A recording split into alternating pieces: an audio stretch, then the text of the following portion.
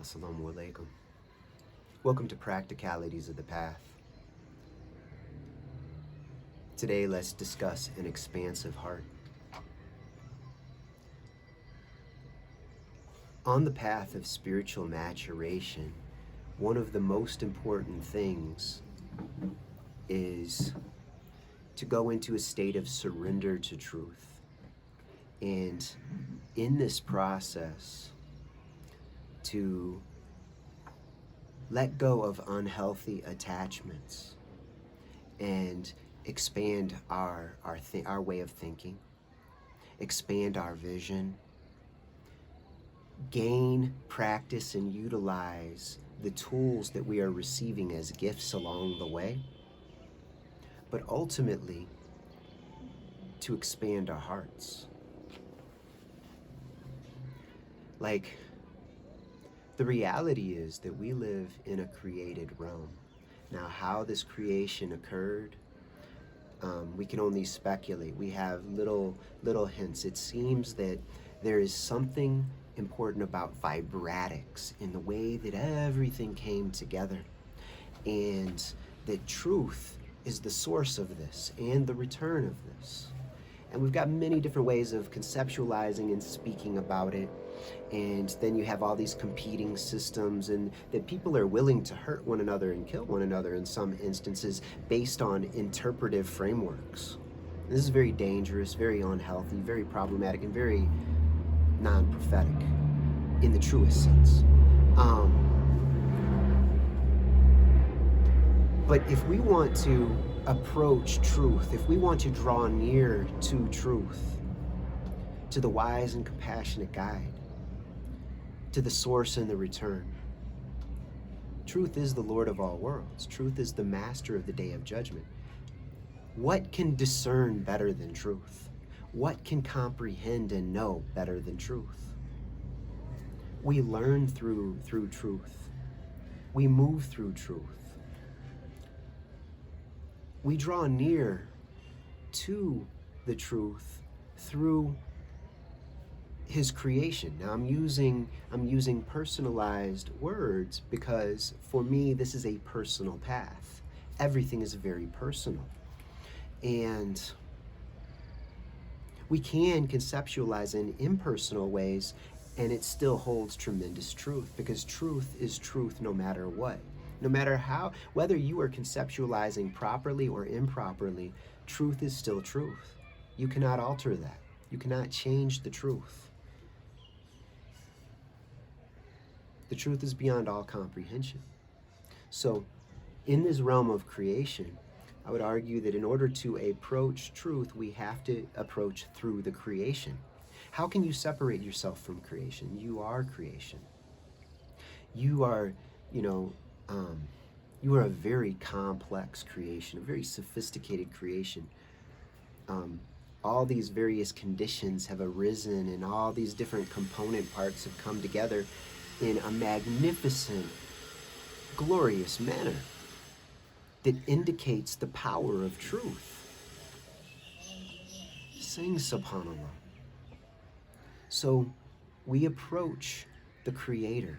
We approach truth through his creation. Your body is a magnificent creation. It's kun created sacred clay. It's kun created sacred living water. It's ruh. It's all these things, and it's not just any of these things alone. And the more that you are present with your body, present with your mind, present with your bodily expressions and constituents, present with your mental expressions and constituents, present with your words, with your sensory experiences, and appreciative, the more you draw near to the truth. And this is beautiful. And in relationship to others, in relationship to nature, to the trees, to the water vapor, to the fog, to the clouds. I'm sitting here in the clouds right now in the Himalayan region. And it's so beautiful. Like, this is like, how can we be puffed up and egotistical when we are in the midst of something beauteous, something wondrous, something miraculous, something that is beyond our conceptualization? We're so small and so seemingly insignificant, and yet so significant. The fact that we can think, that we can feel, these are gifts. We can become self-realized. This is such a blessing. And on the path, in relationship to others, we have experiences that sometimes let us know where we're at. So I'm going to tell you a couple brief stories related to the expansiveness of the heart, or the expansion of the heart, the process. So years back, I was in Africa, and it was my first time out of the States. And within the first few days, it was very emotionally intense because, like, we were going and visiting slave castles where really horrific things occurred. And I didn't yet understand how energetically sensitive I am at that point. But I was brought into, these experiences that showed me, gave me a clear mirror, a clear, immediate direct access to that knowledge. And I remember going to this one area near a slave castle, and it's kind of at the edge of a, it's like in a major city area, and there was a little touristy area, and I went with a group of students, and as we were walking through, this little boy approached. He was begging. He was in rags, and he had this wound on his head. And something happened to me that it had never happened before. Like, over the years, I've become a much more spontaneous man. But when I was a young man, looking back, I can see that I had some constrictiveness in the heart, which is natural. If a child grows up in abusive situations and goes through a lot of traumas, then they tend to build up a protective layer around the heart. And that can prevent us from connecting with others as a protection. But I had a first aid kit in my bag, a little one I got at one of those little hiking stores, the outdoor stores. And I don't know why I did this. He came up to me, and I spontaneously went in there, and I like asked him if I could put a Band-Aid on his wound. And it was really weird. I mean, like, I've never done this. I've never done this since either. Something spontaneously happened, and like, I don't know, it was really weird. Like, he let me clean his wound and put a bandage on him. I don't know why I did this. It was so spontaneous. And there was a guard who came up, and he had a stick in his hand, and he was starting to, say something to the child. And the other people I was with, like, talked to the guard, and he went away. But that wound on this boy's head may have come from that guard hitting him on the head. But I had this is my first experience with a spontaneous arising of compassion. Like, I wanted to help this little boy. Like, it had never hit me like that. Like, this was such a powerful experience for me personally. And then recently, here in Nepal, I was coming back from Pokhara to Kathmandu, and I took one of the tour buses. There are these tour buses that run the route between Pokhara and Kathmandu, and they take a few hours. I don't remember, maybe it was 7 or 8 hours, 6 hours, somewhere in that range. But typically, when you're coming back to Kathmandu, they're going to drop you off not far from in the Tamil area. It's not far from where all the main hotels are, and a lot of the foreigners stay. It's like a tourist area for and a lot of backpackers stay there. And but this particular bus, I didn't know any better, and I'd bought tickets to go, on this other bus line, and it was, the guy, he was telling me, yeah, it's a new bus, and it turns out it was actually a quite old bus, and they dropped us off way on the outskirts of Kathmandu, and it was in a really rundown area, and it was like tons. It's overwhelming. You get off the bus, and I'm sure if you've ever traveled and done backpacking, you've experienced that where tons of taxi drivers pile around when you're getting off the bus, and they're all trying to get you to take their cab. All the touts, they're trying to get you to go to their guest house, their hotel, and that's all automatically you're wore out. You've just traveled, quite a few hours. You gotta use the facilities. You're hungry. Maybe you didn't get enough sleep. Maybe it was a really herky jerky bumpy ride with bad suspensions, old suspensions on the vehicle, which it was. And so we get off the bus, and then it's like there are a lot of beggars. There was a lot of poverty in the area, and it was quite overwhelming when person after person is coming to you, and they're asking you for money, and it's like there's only so much you can do. And like I'm very I'm sensitive energetically, and I'm not really big on, like, I'm very selective with touch, you know what I mean? Like, I don't like with people that I love and that I know, I'm physically affectionate, you know what I mean? Like with close family, like with my brother, with my father, with my grandfather, it's like tight hugs and kisses on the cheeks. You know what I mean? This is very common with the women in my life, my grandmother, my aunts, my mother, you know, my wife, whatever. It's very affectionate, big hugs, kisses on the cheeks again. It's like this is common interaction with friends. It's hugs. It's handshakes sometimes, but it's generally, or hand clasping, but generally it's hugs. It's love. It's affection. But with strangers, I don't like to be touched, and I don't touch other people. I'm generally not going to. I don't like to go into other people's space. I consider it to be very disrespectful to touch another person without knowing them. And so these people are coming up, and it's like, and they're putting like adults and then children, and there were these two little girls, and one of them comes over and she starts touching me, and I just automatically reacted in a negative way. I didn't want to be touched, and it's like, and it really, like, all of a sudden I was immediately aware, like I was ashamed, because I had reacted negatively when she had touched me, and it's like, don't touch me. And it's like I saw this, it's like this really, like, because I could feel the constrictiveness in my heart, like I was in a closed off state, but I was aware of it afterward.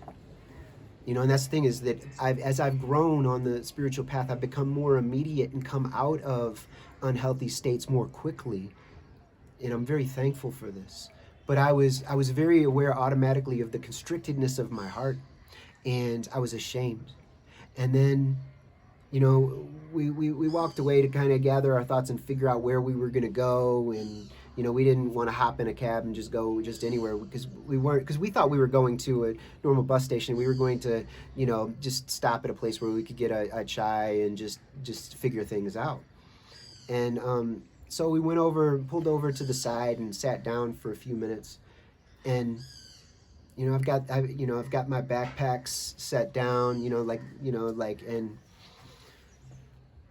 I look over, and this is in a really dirty gravel parking lot area, tons of traffic, and and I saw these two little sisters, these two little girls, and they're going around and they're begging to everybody, and they pulled a little piece of cardboard out, and they sat down on the cardboard, and they had gathered little things, like, somebody had given them some chai, somebody had given them some chips, somebody had given them a bottle of water. They pulled out all the things that they'd gathered, and they sat down, and like they had like a little pastry or something, and they split it, and they were dunking it into the little cup of chai. And I felt so ashamed that I had not had a healthier reaction. You know, my heart was in a constrictive space. And so I'd had a spontaneous negative reaction in contrast to the spontaneous expansive experience where I had an outpouring of compassion, just that I had to just do something in the moment. I would have never thought to clean somebody's wound. I'd never done that. It's like that's something I would do with a close family member or maybe the child of a friend, but not a stranger, certainly not a street kid.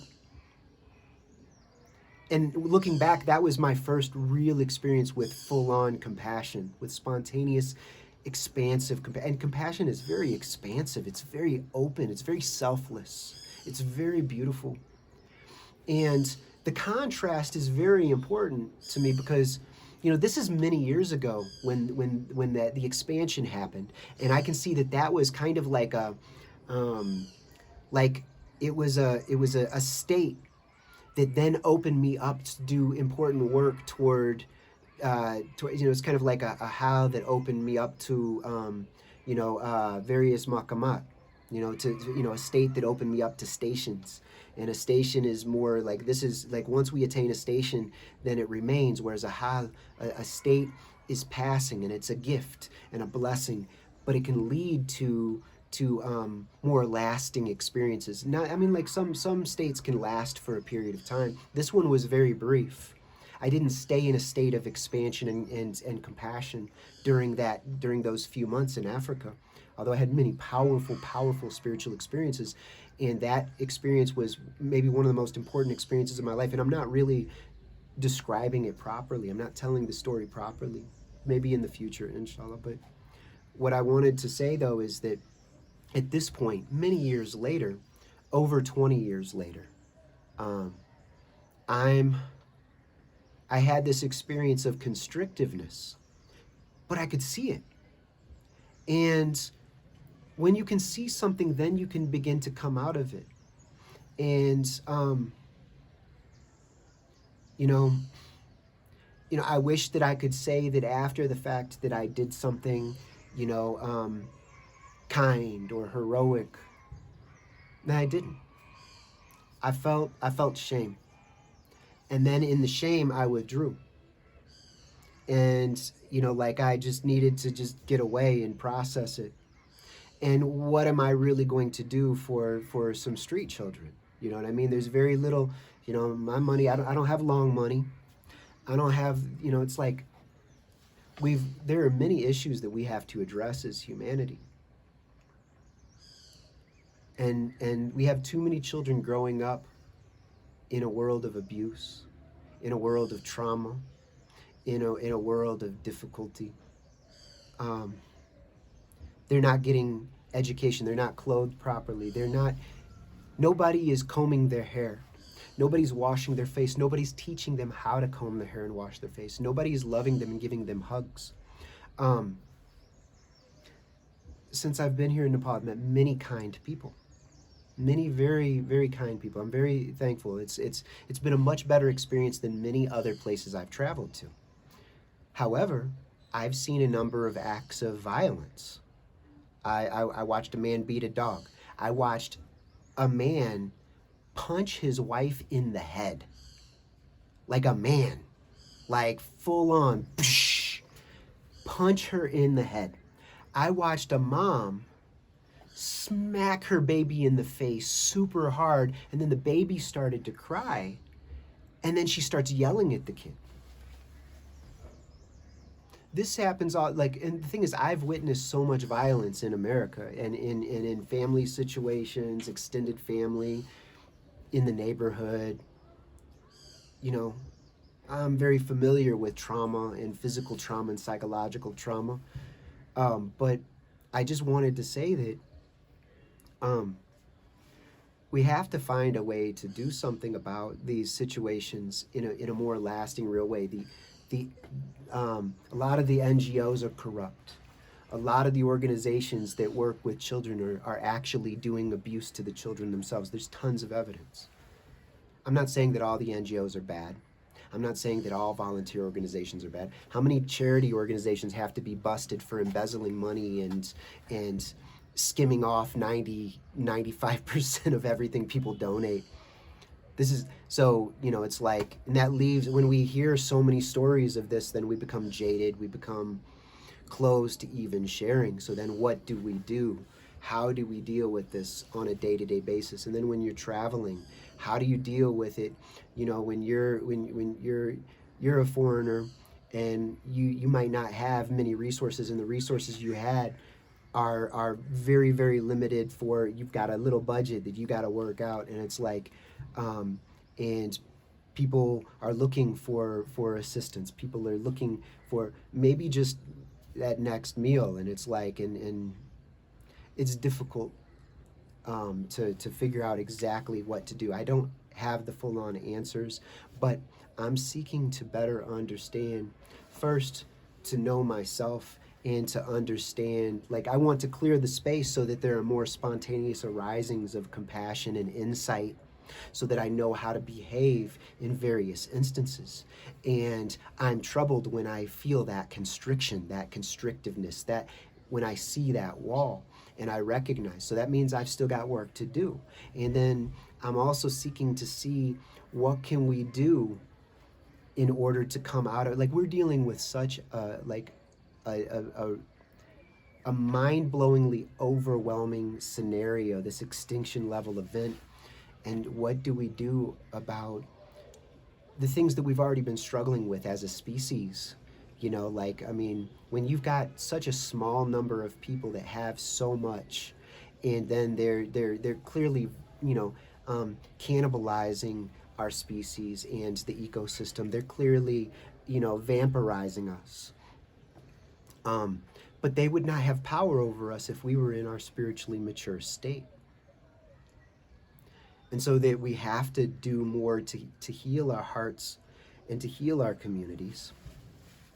And that's why I've been thinking more about what we can do, as far as like building more, community centers that have healing dimensions, and that are hand up, not hand out, that have teaching facilities and workshops and community gardens, et cetera, taking a holistic approach within urban environments, but also within rural areas, to go to remote areas for deep level healing, so that we can sweep the space clear for spontaneous arising of compassion, of wisdom, of insight.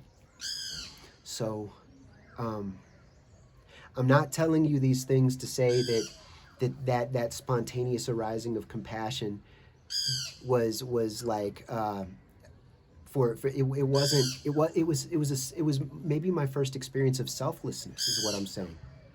It was open, it was spacious, it was vast, it was overwhelming and powerful, and I knew exactly what to do in the instant. And it could have gone wrong, it could have gone many different ways, but thankfully it didn't.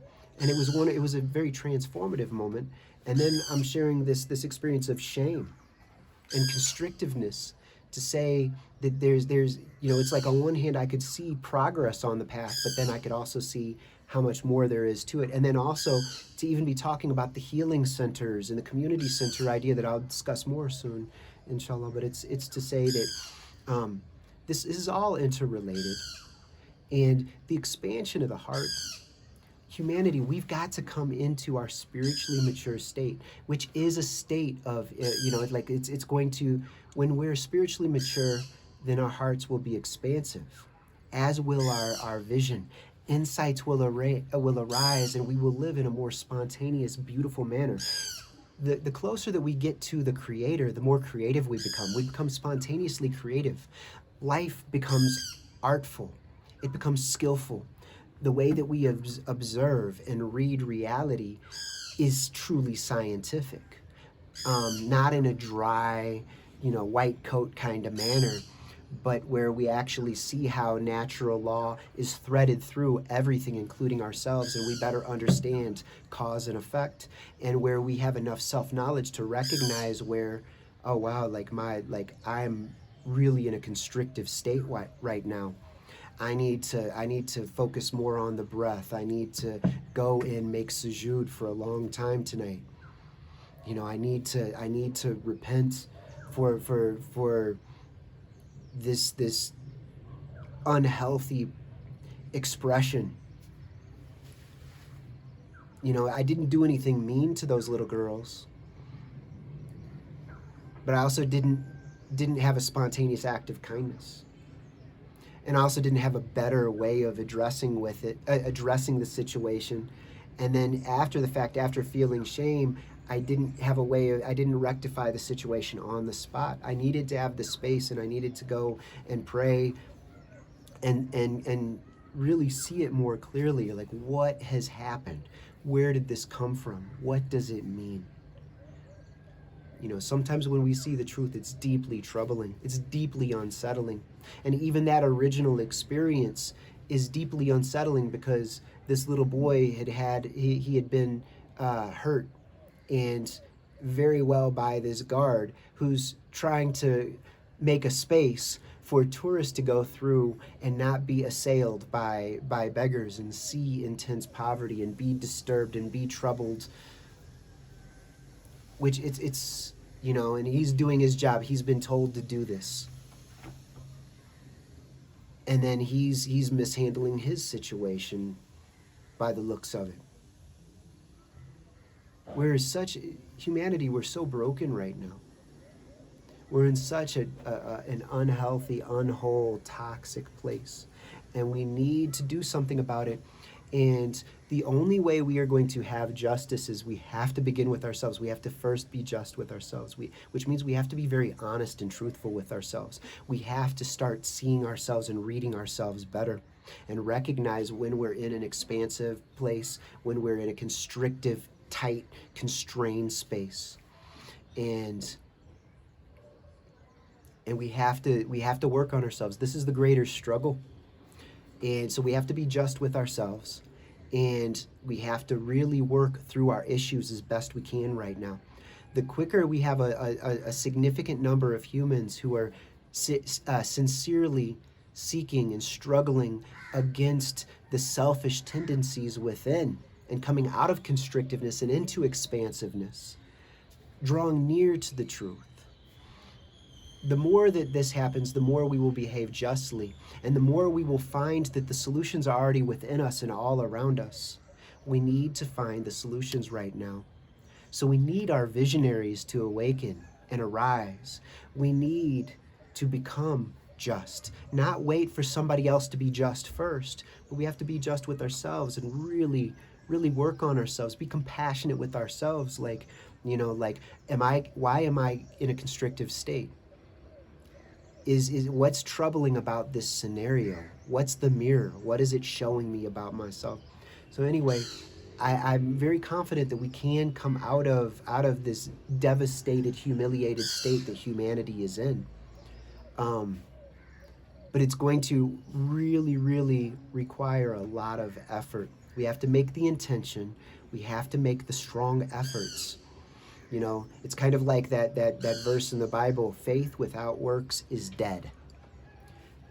They are very interlinked and interdependent. And so we have to, if you believe that there is truth, if truth is real, then that means that when you see falsity within yourself, then you have to begin making efforts.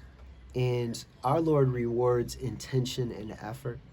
So let's redouble our efforts, strengthen our intentions, really strive and struggle against these selfish expressions, so that we can come into our maturity and have as many of us come into spiritual maturity as possible, as quickly as possible. Because then when the spiritual warriors arise, then justice will naturally flow from us in a spontaneous manner. And we will not behave unjustly, because that's a real danger. If we do not work through our issues and we are not in a spiritually mature state, then we will behave unjustly, we will behave hypocritically, we will behave wrongly. And this is dangerous and must be avoided at all cost. So may we go into the deepest sujud, the deepest prostration. May we surrender to truth and truth alone. May we see falsehood and move and let go of all unhealthy attachments.